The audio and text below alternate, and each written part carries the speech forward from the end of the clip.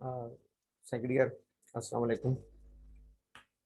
Endocrine system को हम discuss कर रहे हैं और इस सिस्टम में हमने दो ग्लैंड्स को स्टडी किया था।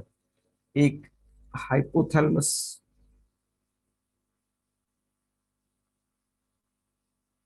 हाइपोथैलेमस और दूसरा पिट्यूटरी।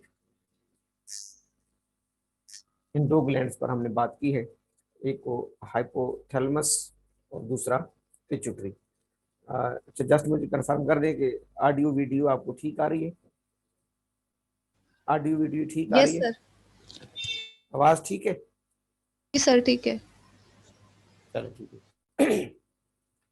पिट्यूटरी के हमने कल तकरीबन एंटीरियर और पोस्टीरियर लोब्स के हार्मोन्स को डिस्कस किया था। एंटीरियर लोब से growth hormones, thyroid stimulating hormones, ACTH,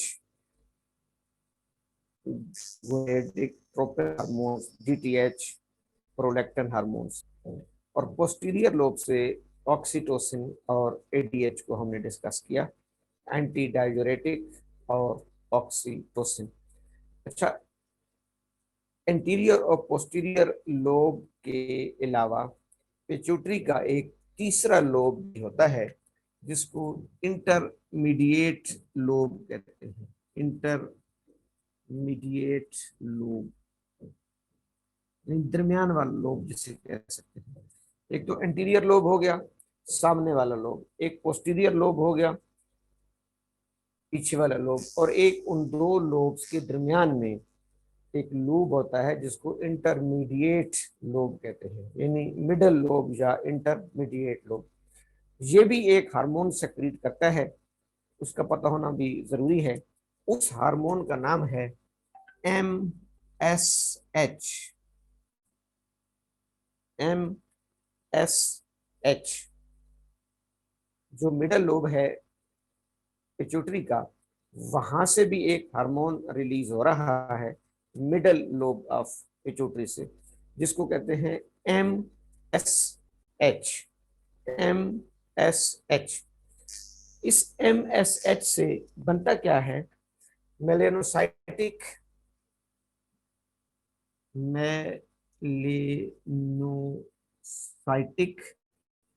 stimulating hormone. जैसे TSH को हमने लिखा था थायराइड स्टिमुलेटिंग हार्मोन, इसी तरीके से MSH MSH को मेलेनोसाइटिक स्टिमुलेटिंग हार्मोन्स, MSH जैसे था TSH थायराइड स्टिमुलेटिंग हार्मोन। अब इस हार्मोन के नाम से जाहिर है, जैसे TSH जैसे TSH थायराइड ग्लैंड्स को स्टिमुलेट करता है, इसी तरीके से MSH नाम से जाहिर है मेलिनोसाइटिक। मेलिनोसाइटिक हमारी स्किन में एक सेल्स होते हैं जिनको मेलिनोसाइट कहा जाता है। मेलेनोसाइट, मेलेनोसाइट,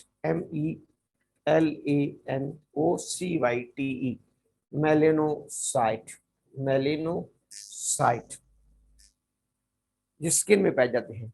अब नाम से जाहिर है कि MSH पिट्यूटरी से सेक्रीट होकर किस पर एक्शन करेगा? मेलिनोसाइट पर।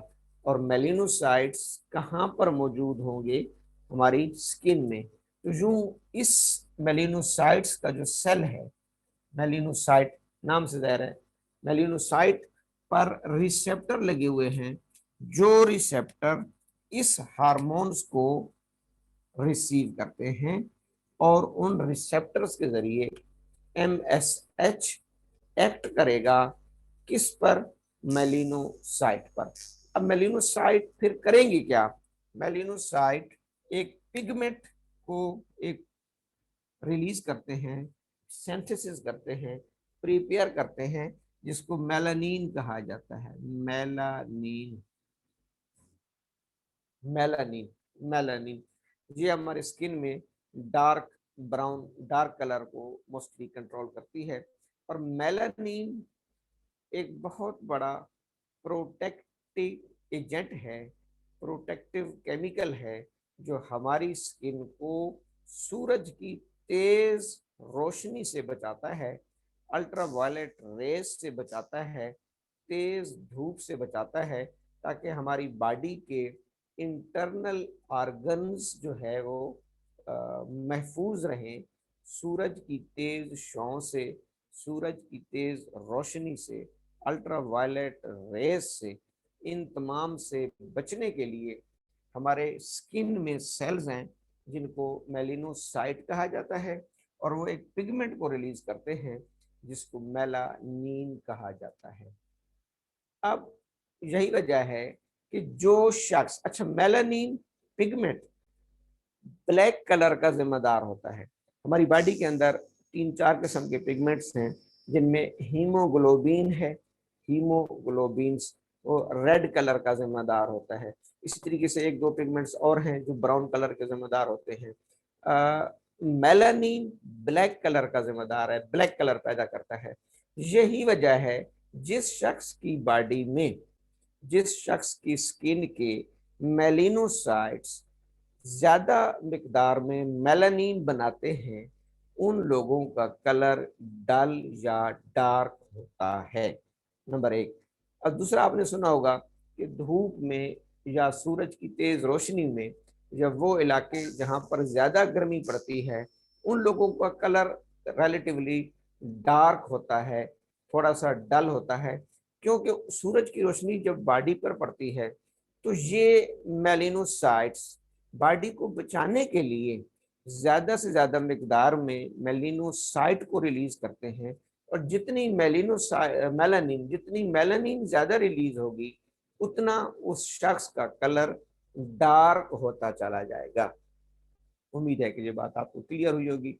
मैं आपको एग्जांपल दूं, जैसे हमारे पाकिस्तान के सिंध के इलाके हैं, जैकबाबाद, या हमारे जनूबी पंजाब, बहावलपुर वगैरह के इलाके हैं, आपने देखा होगा कि वहाँ पर मेजॉरिटी पॉपुलेशन का कलर जो है वो ब्राउन डार्क आ रहा होता है, डल आ रहा होता है। इसके मुकाबले में जो हमारे नॉर्दर्न एरियाज हैं, गिलगित बल्तिस्तान, कुछ कश्मीर के इलाके, वहाँ पर लोगों का कलर रिलेटिवली वाइट और क्लियर आ रहा होता है। तो इसमें एक फैक्टर ये भी है, जहाँ गर्मी ज्यादा पड़ती है, जिस इलाके में सूरज की रोशनी तेज होती है, अल्ट्रावायलेट रेज तेज होती हैं, वहाँ बॉडी अपने आप को बचाने के लिए उसके मेलिनोसाइट्स ज्यादा मिकदार में मेलानिन को रिलीज कर रहे होते हैं और उनका कलर डार्क होता है। जहाँ पर ठंड होती है वहाँ पर उनकी बॉडी फिजियोलॉजिकली, क्योंकि मेलानिन की इतनी ज्यादा जरूरत नहीं पड़ती, तो मेलानिन कम रिलीज होने की वजह से उनका कलर वाइट होता है। इस तरीके से जिन लोगों में हीमोग्लोबिन ज्यादा होगी उनका कलर कंपेरेटिवली रेड होता है। तीसरा एक पिगमेंट है जो ब्राउन को कंट्रोल, तो ये तमाम पिगमेंट्स अगर बैलेंस्ड हो, तमाम कलर अगर बैलेंस्ड हो, तो स्किन का कलर बैलेंस होता है, ना ज्यादा वाइट, ना ज्यादा रेड, ना ज्यादा ब्राउन, ना ज्यादा डार्क। उसको हम कहते हैं फेयर स्किन या बैलेंस कलर। एक तो ये सूरज की रोशनी से बचाता है, बाकी स्किन को डैमेज होने से बचाता है। हाँ, अगर पिट्यूटरी का कोई प्रॉब्लम है और पिट्यूटरी MSH ज्यादा या कम रिलीज कर रहा है, तो फिर सूरज की रोशनी तो एक फैक्टर है, फिर दूसरा फैक्टर ये भी हो जाएगा कि अगर MSH में कोई फॉल्ट है तो फिर भी मेलानिन की प्रोडक्शन में फॉल्ट आ सकता है। लेकिन this is called endocrine fault. Endocrine वो क्या था, वो सनलाइट फैक्टर था। ये एंडोक्राइन फॉल्ट भी आ सकता है अगर पिट्यूटरी इसकी सेक्रीशंस कम या ज्यादा कर दे। ये एक हार्मोन, मैंने कहा चलो आप कहीं पढ़ेंगे तो फिर आपको याद आ जाएगा। MSH मेलिनोसाइटिक स्टिमुलेटिंग हार्मोन, नाम से जाहिर है किस पे एक्ट करेगा, मेलिनोसाइट। मेलिनोसाइट्स क्या है, सेल है। Cell, site mean cell. कौन से सेल जो स्किन में पाए जाते हैं, क्या करते हैं, मेलानिन पिगमेंट को सिंथेसिस करते हैं। मेलानिन क्या करती है, बॉडी को extra ultraviolet rays, over heat, over radiation, over sunlight से महफूज रखती है। इज इट क्लियर जी? अगर ये क्लियर है तो फिर मैं नेक्स्ट ग्लैंड स्टार्ट करता हूँ। MSH yes sir clear clear हो गया? क्लियर है प्लीज? यस सर सर ठीक हो गया जी।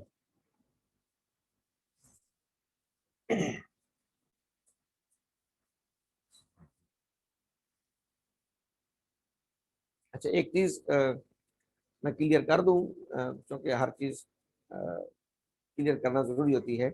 कल एक मुझे थोड़ा सा डाउट था, क्या नाम है आपका, डॉक्टर जेब रजा, शाबाश बेटा, आपने बड़ा अच्छा एक्सप्लेन किया और आपने ठीक एक्सप्लेन किया कि हमारे हाइपोथैलेमस का जो hypothalamic hypothalamic hypophyseal portal system होता है, वो हाइपोथैलेमस और एंटीरियर पिट्यूटरी को कनेक्ट करता है। ठीक है, बात आपकी ठीक है। तो यस एंटीरियर सर, वो नोट्स पे भी आपने मैंने आपके नोट्स पे देखे थे, तो जी उसमें भी जी, आपने मैं लास्ट उसको में यही मेंशन बिल्कुल किया बिल्कुल था। मैंने उसको जाके थोड़ा सा रिवाइज देखा, तो फिर मैंने कहा आपकी बात ठीक है, इसलिए रेक्टिफाई करना जरूरी होता है, अदरवाइज फिर कंफ्यूजन हो जाएगी। Very good. Hypothalamus anterior pituitary को जो अपने हार्मोन्स सप्लाई करता है, वो जो कल मैंने आपको सिस्टम पढ़ाया था, हाइपोथैलेमिक हाइपोफेजियल पोर्टल सिस्टम, जो पोर्टल ट्रैक्ट भी कहते हैं, उसके जरिए। और जो पोस्टीरियर पिट्यूटरी के ADH और ऑक्सीटोसिन है, वो चूंकि प्रोड्यूस हाइपोथैलेमस में हो रहे होते हैं न्यूरो सेक्रेटरी सेल्स के जरिए, तो वो न्यूरोफाइजल चैनल के जरिए, एक्सॉन्स और न्यूरॉन्स के जरिए वो पोस्टीरियर पिट्यूटरी तक आते हैं। इस चीज को थोड़ा सा क्लियर कर ले, बाकी ठीक है। अब समझ आ गई ये बात? ये बात मेरी समझ आ गई? जी सर आगे ठीक है, जेबरस आपको क्लियर हो गया बेटा? यस सर, आ गई है। ठीक है ठीक है। अब नेक्स्ट जो हमारा ग्लैंड है वो है थायराइड ग्लैंड।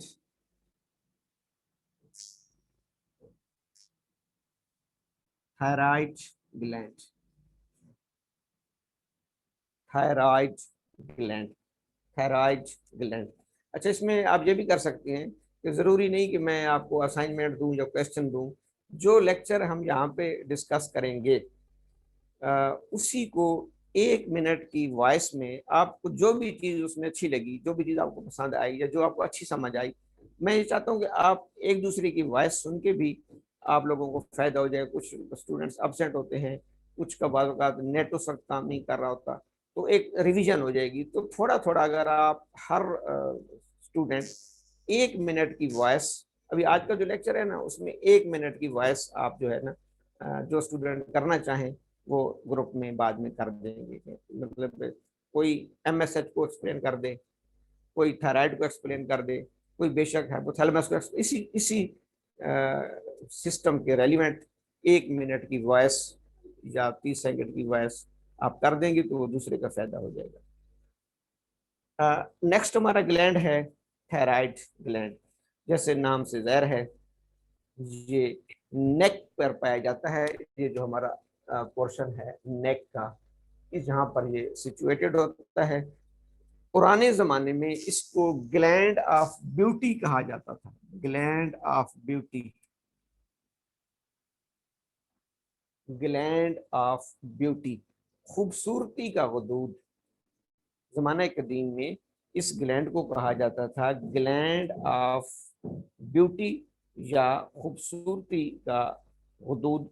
कुछ उनका ख्याल था लोगों का कि शायद ये गर्दन में खूबसूरती का बायस बनता है। यही वजह है कि जब ये सूख जाता है, ग्वाइटर बना देता है, तो फिर बदसूरती का बायस भी बनता है। इसको ग्लैंड ऑफ ब्यूटी भी कहा जाता है। ये बटरफ्लाई शेप का होता है, बटरफ्लाई,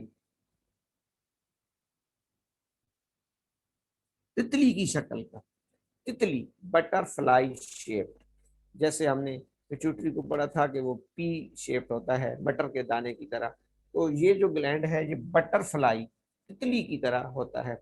अब इसको बटरफ्लाई से क्यों तशबीह दी गई है कि बेसिकली ये एच शक्ल का होता है, एच, ये एच शक्ल का एक एच नुमा शक्ल बनाता है।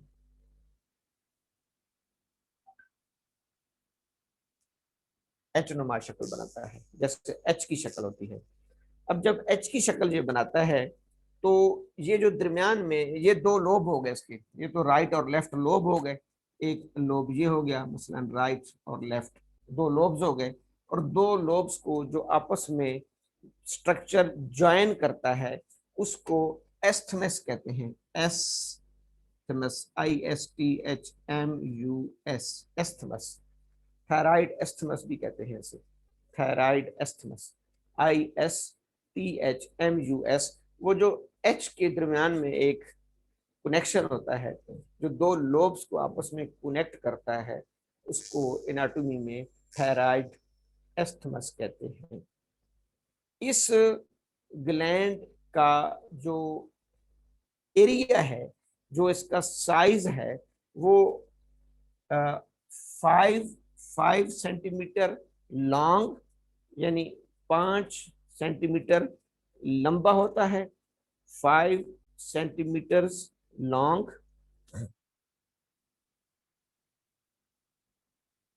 5 सेंटीमीटर इसकी क्या होती है, लेंथ होती है, 3 सेंटीमीटर इसकी हाइट होती है,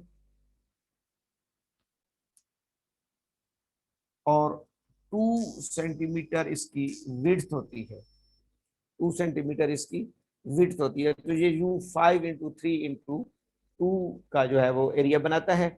और बिलखसूस जो ये एस्थमस है, एस्थमस, इसकी लंबाई 1.25 सेंटीमीटर, अगर याद रह जाए तो लिख लें, बाकी याद रहेगा तो ठीक है, नहीं तो ना भी हो तो खैर है।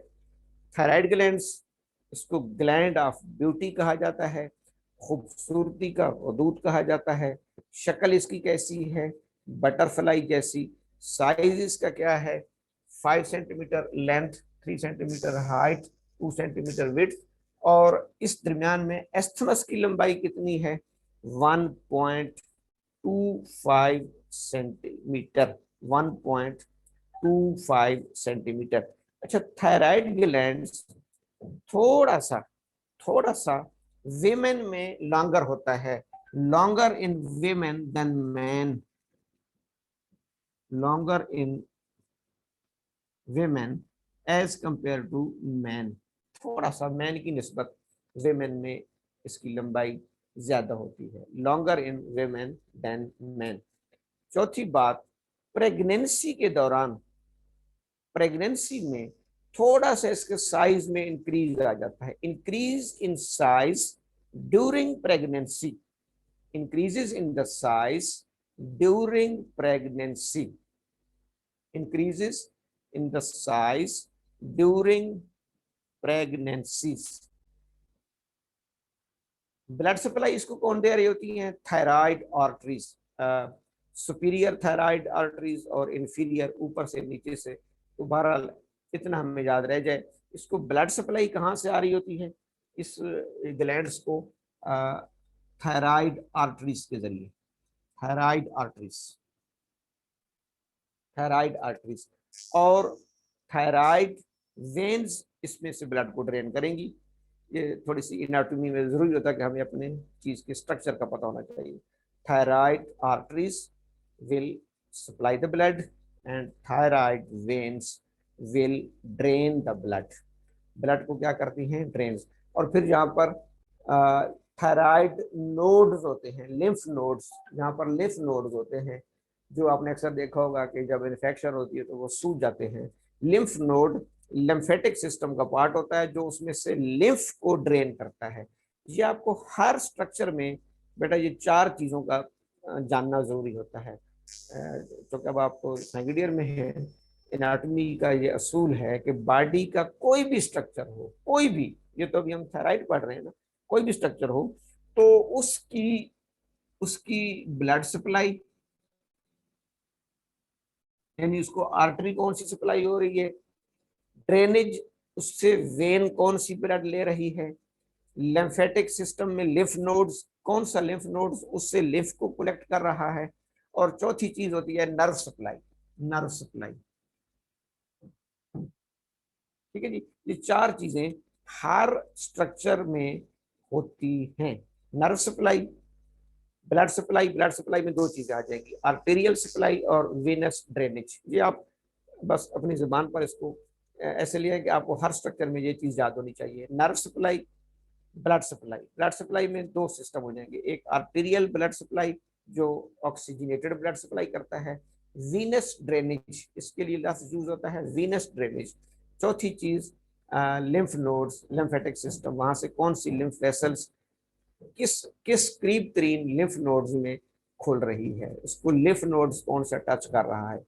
तो जैसे हम नहीं कहते मोटरवे में कौन सी इंटरचेंज इस शहर को लग रही है, मोटरवे पे हम कहते हैं ना कि ये इंटरचेंज भेरा इंटरचेंज है, ये जो है सरगोदा इंटरचेंज है, ये फैसलाबाद इंटरचेंज। इस तरीके से लिम्फ नोड, करीब तरीन वाली लिम्फ नोड का पता होना जरूरी है कि कौन सी लिम्फ नोड इससे लिम्फ को ड्रेन कर रही है। ये तो थोड़ी सी थी इसका एनाटॉमी टच। अब आप मुझे बताएं कि यहाँ तक कोई कंफ्यूजन है जब मैं आगे इसके हार्मोन्स स्टार्ट करूं। जी क्लियर है सर। सबको क्लियर है जी? Yes sir. आवाज आ रही है सही? एनाटॉमी को थोड़ी सी क्लियर हुई? थायराइड ग्लैंड की याद रह जाएगा ना, कहाँ पे पाया जाता है? नेक, ठीक है, ठीक है जी। कहाँ पे पाया जाएगा? नेक में, फेरिंग्स के साथ, लैरिंग्स के साथ, एच शक्ल का ग्लैंड ऑफ ब्यूटी, फिर उसका साइज, फिर उसके दरमियान जोड़ने वाला लिफ नोड। दोबारा बता दें आमना वहीद, ऐसे होता है बेटा कि हर आर्गन, खैर भी मैंने आपको वो सिस्टम पढ़ाया तो नहीं, जब ब्लड सप्लाई जारी होती है किसी आर्गन्स को तो वहां से प्लाज्मा लीक आउट करके, मैंने आपको बताया था कि इंटरस्टिशियल स्पेसेस में आ जाता है। थोड़ा थोड़ा प्लाज्मा, क्योंकि न्यूट्रिएंट्स वगैरह को फ्लो कराने के लिए प्लाज्मा का बाहर आना जरूरी है, फ्लूइड का, तो वो फ्लूइड ब्लड वेसल से निकलकर इंटरस्टिशियल स्पेसेस में आता है। अब उसको इंटरस्टिशियल स्पेसेस से निकालना जरूरी है, वो खड़ा रहेगा तो खराब हो जाएगा। पीछे से फ्रेश प्लाज्मा आना चाहिए, पहले वाला प्लाज्मा ड्रेन आउट होना चाहिए। एक तो वेन्स होती है ना, वेन्स तो ब्लड को ड्रेन करती है, तो इस फ्लूइड को कहते हैं लिफ। अगर टाइम मिल गया, थोड़ा थोड़ा हम पढ़ते रहेंगे जब तक आपके एग्जाम नहीं होते, तो मैं आपको लिम्फेटिक सिस्टम भी पढ़ा दूंगा। ये सेल है, सेल, इसको आ रही है ब्लड सप्लाई, ये इसको आर्टीरियल ब्लड सप्लाई आ रही है। ये ब्लड को तो वेन ड्रेन कर रही है। ये तो क्लोज सिस्टम होता है ना कि ऑक्सीजनेटेड ब्लड आया और डीऑक्सीजनेटेड ब्लड को वेन ले गई, इसको कहते हैं आर्टरी, इसको कहते हैं वेन। यहां से आर्टरी से थोड़ा सा फ्लूइड, ये आर्टरी से फ्लूइड ये बहर आके ना यहाँ जमा हो जाता है ताकि सेल को न्यूट्रिशन दे सके, सेल का एक्सचेंज कर सके। अब ये जो फ्लूइड है अगर आपको नजर आ रहा है, ये इस फ्लूइड को भी ड्रेन करना जरूरी है, अदरवाइज ये जहाँ पे खराब हो जाएगा। इसको ड्रेन करने के लिए कुदरत ने लैम्फ वेसल्स बनाई है, ये लैम्फ वेसल है जो इसको ड्रेन करेगी। अब ये लैम्फ वेसल्स थोड़े थोड़े वक्फे के बाद आगे नोड्स आ जाती हैं, चेक पोस्टें आ जाती हैं, ये इम्यून सिस्टम है ताकि अगर इसके अंदर कोई पैथोजन है तो इसको खत्म किया जाए। तो ये कहलाते हैं लिम्फ नोड, लिम्फ नोड। यही मैं बता रहा था कि थायराइड ग्लैंड्स के आसपास थायराइड लिम्फ नोड्स होते हैं। जब आपके टॉन्सिल्स या फेरेंजाइटिस, जिस बच्चे को आपने देखा होगा ना, बच्चों को जहाँ इन्फेक्शन होती है तो उनका गला सूज जाता है, वो ये लिम्फ नोड सूज जाती है। जितनी इन्फेक्शन ज्यादा होती है जिस एरिया में, उस एरिया की लिम्फ नोड्स इनलार्ज, कल भी मैं एक टेस्ट देख रहा था, उस एरिया की लिम्फ नोड्स इनलार्ज हो जाती हैं, स्वेल कर जाती हैं, सूज जाती हैं। इज इट क्लियर जी? हमने वही क्लियर हो गया? Yes sir. क्लियर हो गया बेटा? अच्छा, आप चैट करके यस नो लिख दिया करें, खैर अगर बोलने मसले तो बस ठीक है, चैट पे लिख दिया करें, ठीक हो गया, वेरी गुड हो गया। वैसे मैं जब डिटेल पढ़ाऊंगा तो थोड़ा सा लिम्फेटिक सिस्टम को हम इन डिटेल पढ़ेंगे, अभी आपको जस्ट एक टच देना था। अब थायराइड ग्लैंड्स के हार्मोन्स कौन कौन से हैं? Hormones produced by thyroid glands.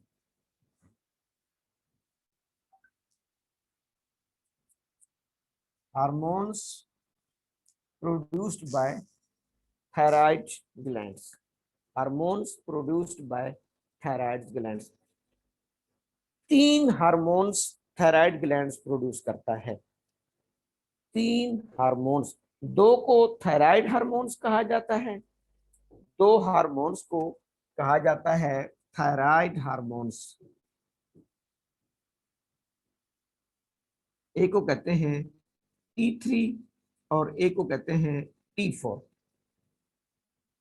Thyroid hormones, एक को कहते हैं T3 और एक को कहते हैं T4। T3 और T4।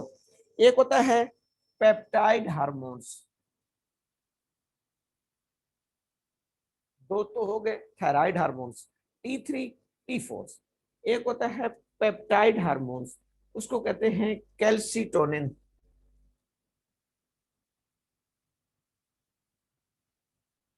Calcitonin, calcitonin.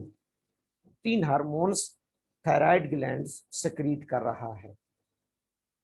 2 thyroid hormones जिनको हमने कहा T3 और T4।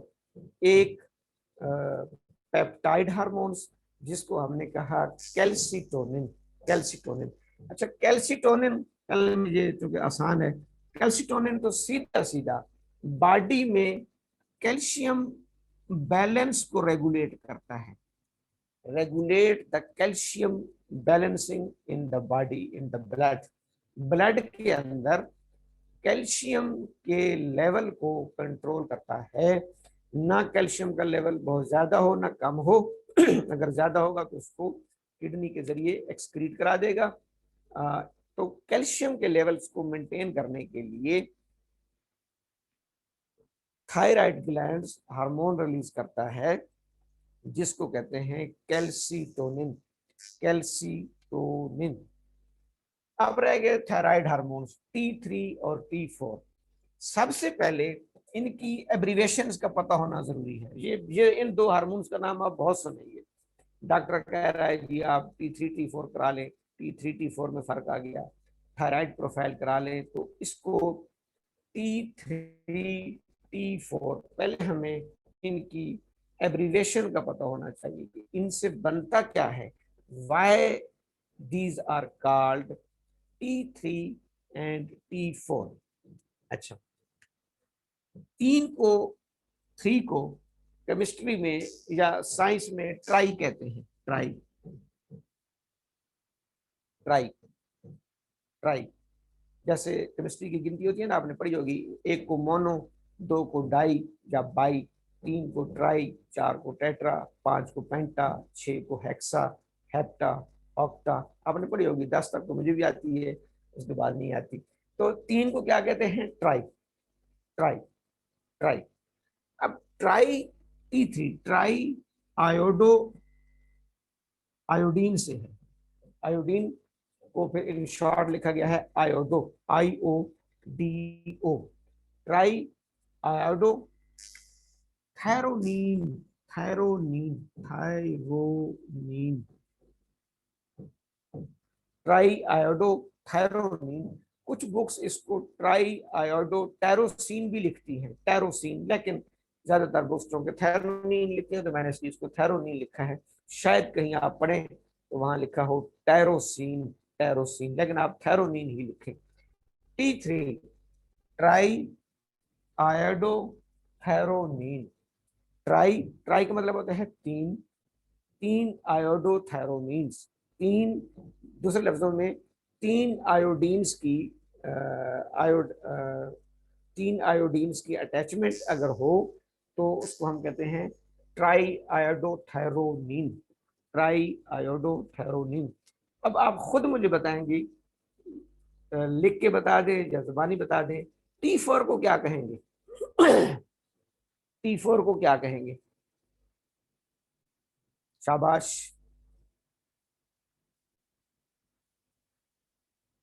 एनीबॉडी? T4 को क्या कहेंगे? नूर इलियास, शाबाश।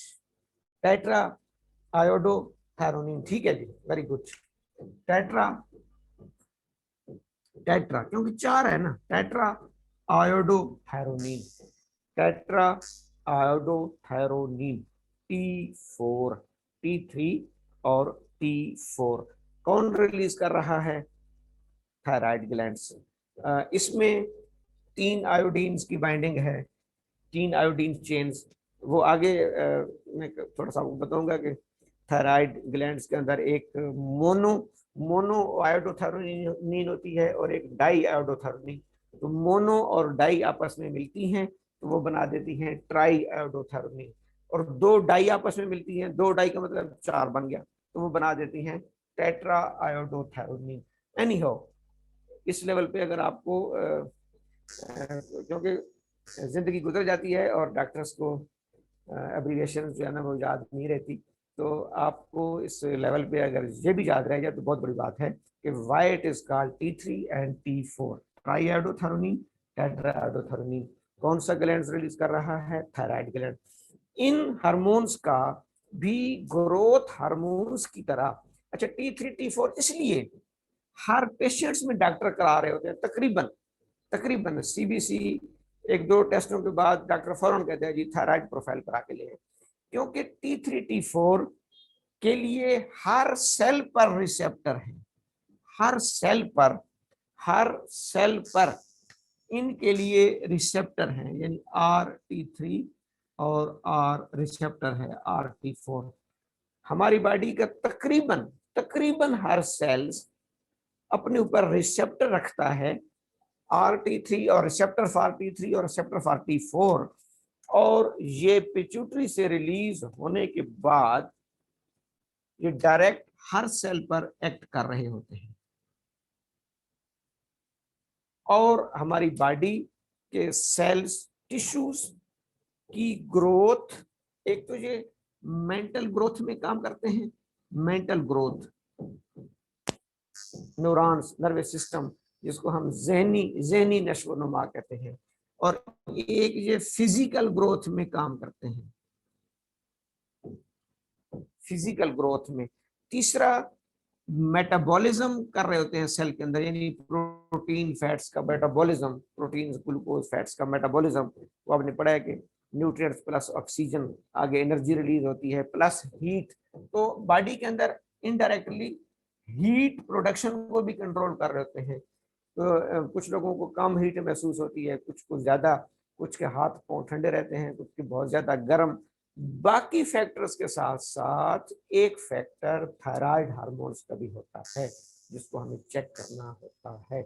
थोड़ा सा आपको इस बारे में नो हाउ होनी चाहिए, और ये इसलिए बहुत जरूरी है कि T3 T4 हमारे हर न्यूरॉन्स पर एक्ट कर रहे होते हैं, न्यूरॉन्स पर, नर्व्स पर। तो इस हवाले से इनकी और भी अहमियत बढ़ जाती है कि ये न्यूरॉन, यानी कि दिमाग की नशोनुमा, बॉडी की नशोनुमा, बॉडी का बेसिक मेटाबॉलिज्म जिसको हम BMR कहते हैं, उसको कंट्रोल कर रहे होते हैं। हर सेल्स के अंदर जो प्रोटीन सिंथेसिस हो रही है, प्रोटीन सिंथेसिस, उसको रेगुलेट कर रहे होते हैं।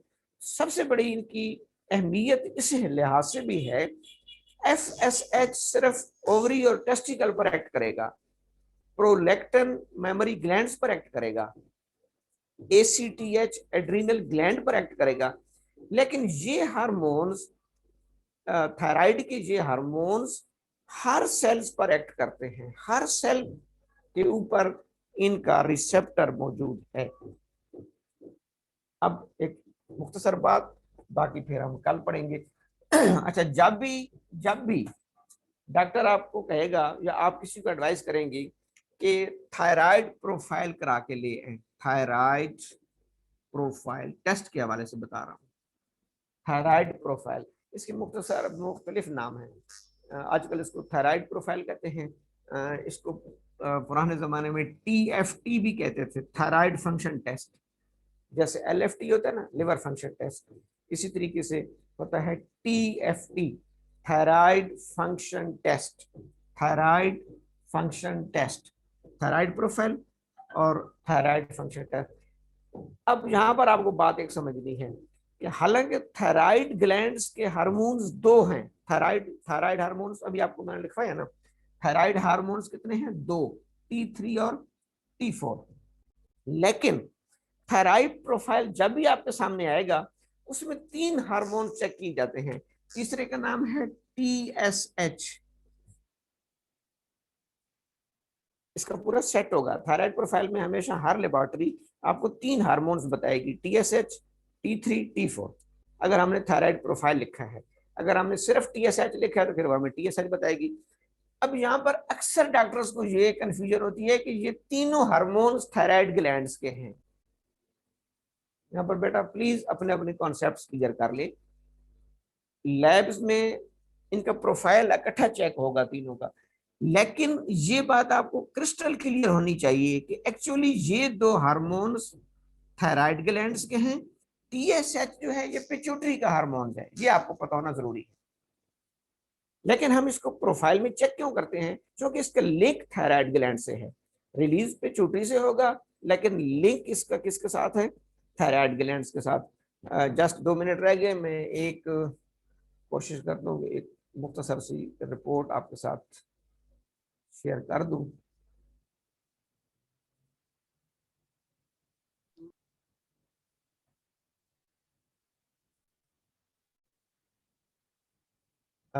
आपको अगर नजर आ रही है ये रिपोर्ट, यकीनन आ रही होगी, इसमें देखें तो ये सिटी लैब की रिपोर्ट है। शाजिया नईम पेशेंट का नाम है, ये हमारी एक डॉक्टर साहब हैं, उनकी अपनी रिपोर्ट है। 43 ईयर्स उनकी एज है और ऊपर लिखा हुआ है serum thyroid stimulating hormone, serum thyroid stimulating hormones, ये आ रहा है, ये वाला, ये जो है TSH, serum thyroid stimulating hormone.